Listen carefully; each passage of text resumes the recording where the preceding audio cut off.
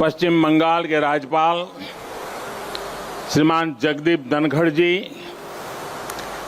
पश्चिम बंगाल की मुख्यमंत्री बहन ममता बनर्जी जी, मंत्रिमंडल में मेरे सहयोगी श्री प्रहलाद पटेल, श्री बाबुल सुप्रियो जी, नेताजी सुभाष बोस के निकट संबंधीजन, भारत का गौरव बढ़ाने वाली आजाद हिंद फौज के जांबाज सदस्य, उनके परिजन, यहां उपस्थित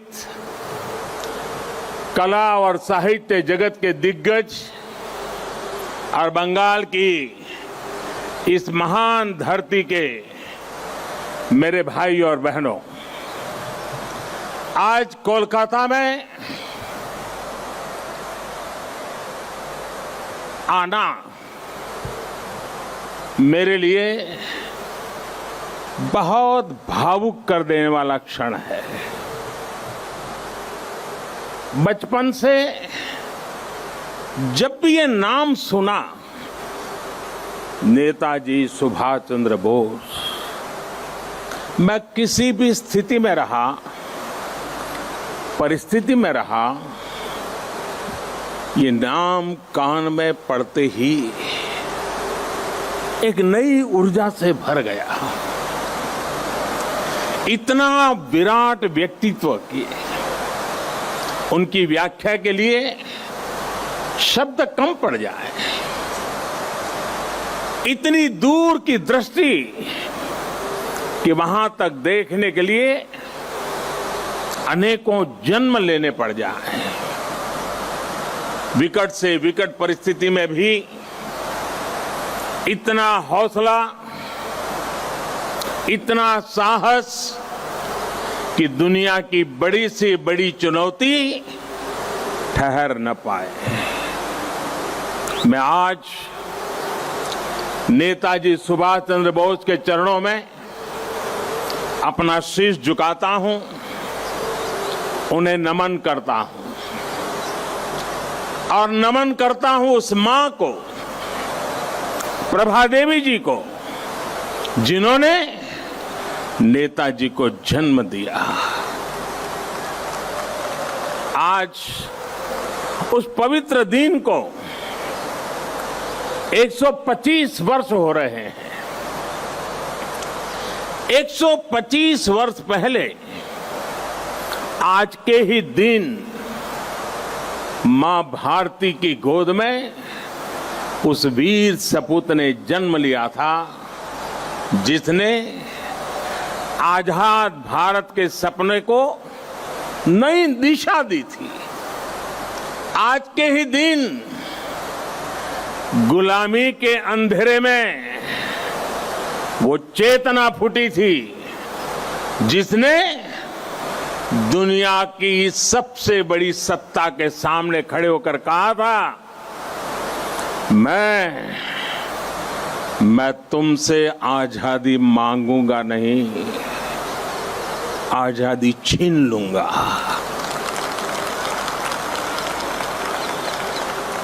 आज के दिन सिर्फ नेताजी सुभाष का जन्म ही नहीं हुआ था, बल्कि आज भारत के नए आत्मगौरव का जन्म हुआ था। भारत के नए सैन्य कौशल्य का जन्म हुआ था। मैं आज नेताजी की 125वीं जन्म जयंती पर कृतज्ञ राष्ट्र की तरफ से इस महापुरुष को कोटि कोटि प्रणाम करता हूं, उन्हें सैल्यूट करता हूं। साथियों, मैं आज बालक सुभाष को नेताजी बनाने वाली, उनके जीवन को तप, त्याग और तितिक्षा से घड़ने वाली बंगाल की इस पुण्य भूमि को भी आदरपूर्वक नमन करता हूं। गुरुदेव श्री रविंद्रनाथ टैगोर, बंकिम चंद्र चट्टोपाध्याय, शरद चंद्र जैसे महापुरुषों ने इस पुण्य भूमि को राष्ट्र भक्ति की भावना से भरा है।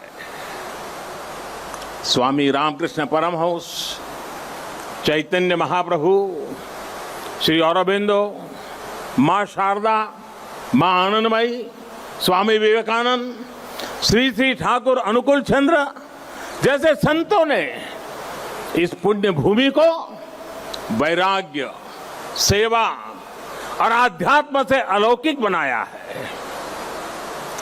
ईश्वर चंद्र विद्यासागर, राजा राम मोहन राय, गुरुचंद ठाकुर, हरिश्चंद्र ठाकुर जैसे अनेक समाज सुधारक, सामाजिक सुधार के अग्रदूतों ने इस पुण्य भूमि से देश में नए सुधारों की नींव भरी है।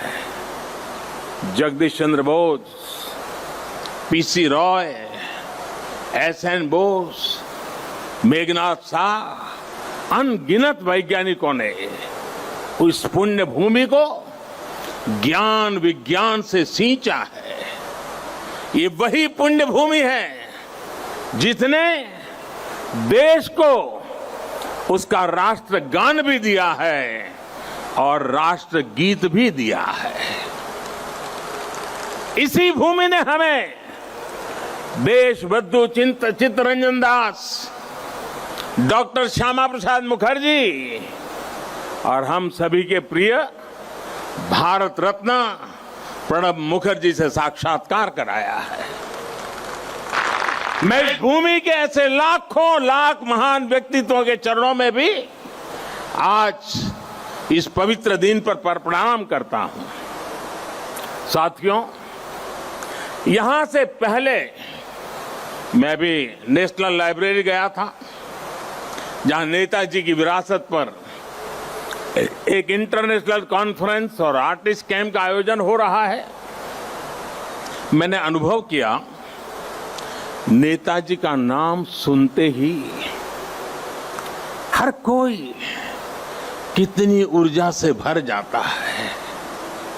नेताजी के जीवन की ऊर्जा जैसे उनके अंतर मन से जुड़ गई है।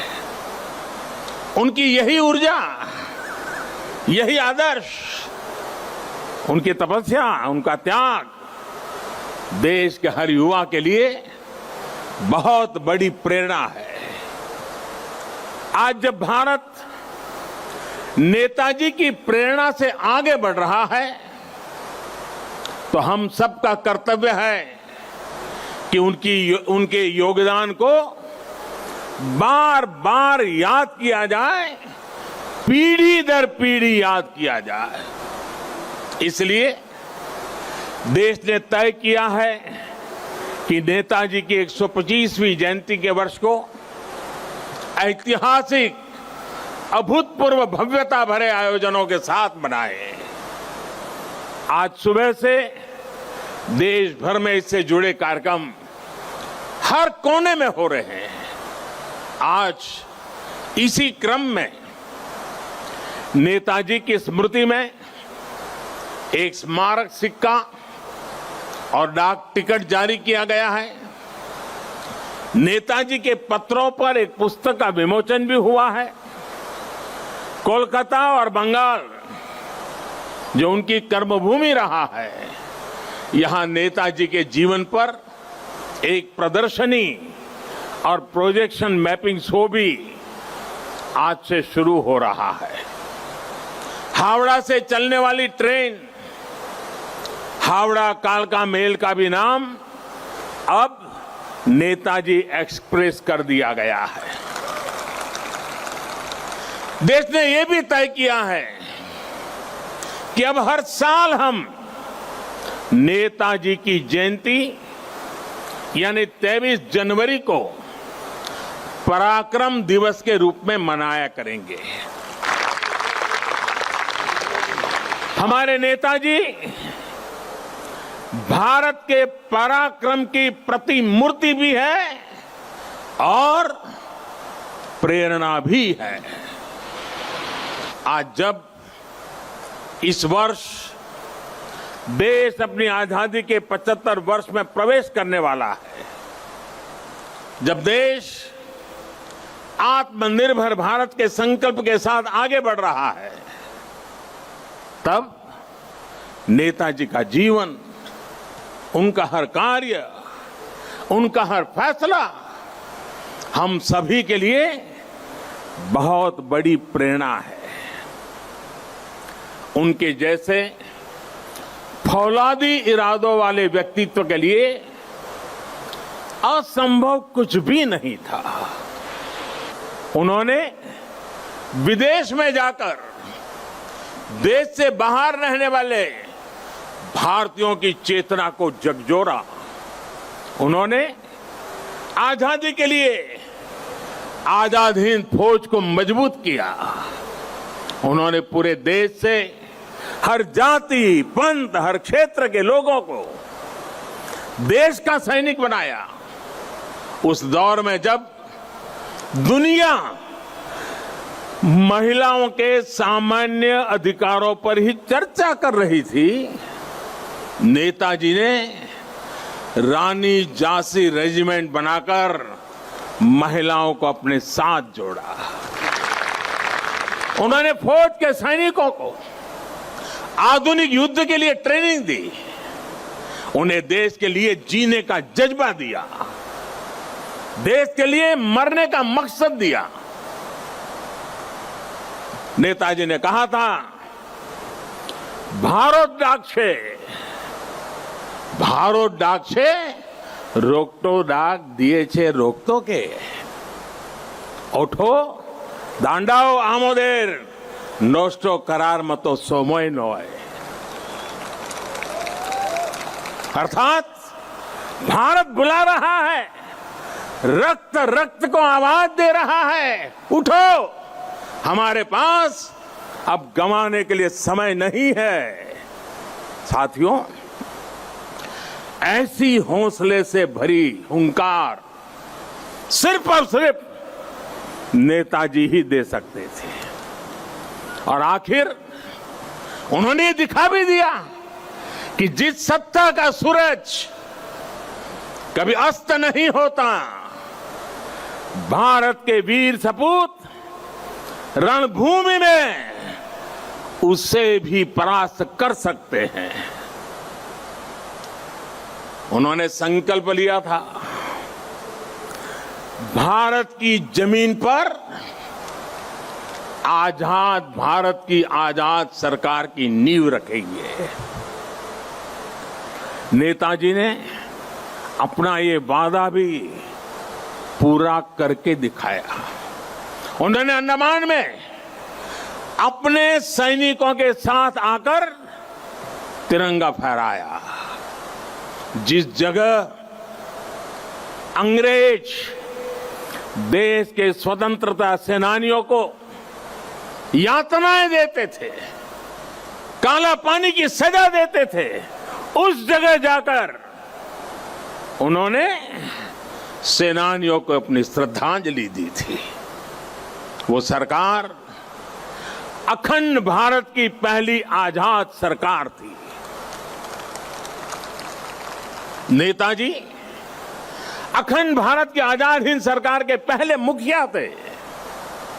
और ये मेरा सौभाग्य है कि आजादी की उस पहली झलक को सुरक्षित रखने के लिए 2018 में हमने अंडमान के उस द्वीप का नाम नेताजी सुभाष चंद्र बोस द्वीप रखा। देश की भावना को समझते हुए नेताजी से जुड़ी फाइलें भी हमारी सरकार ने सार्वजनिक की।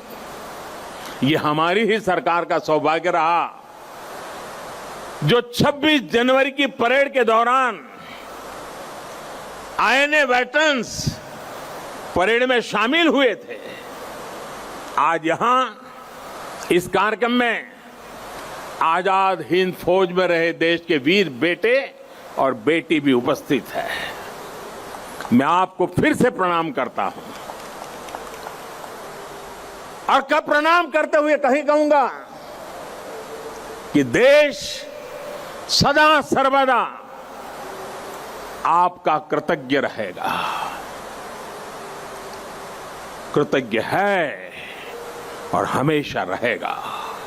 साथियों, 2018 में ही